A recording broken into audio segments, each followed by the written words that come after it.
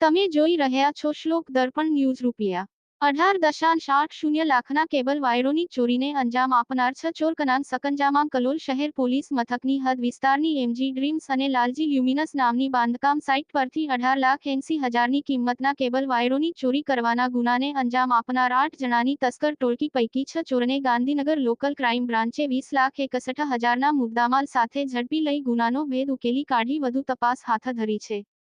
કલોલની MG dreams અને Lalji luminous નામની બાંધકામ સાઇટ ઉપર સુપરવાઇઝર તરીકે નોકરી કરતા સુનિલ પ્રહલાદભાઈ પટેલ ગત 25મી ઓક્ટોબરના રોજ બાંધકામ સાઇટ ઉપર હાજર હતો. તે સમયે સ્ટોર રૂમની બહાર ફ્લેક્સિબલ ઇલેક્ટ્રિક વાયરનું બંડલ મળી આવ્યું હતું.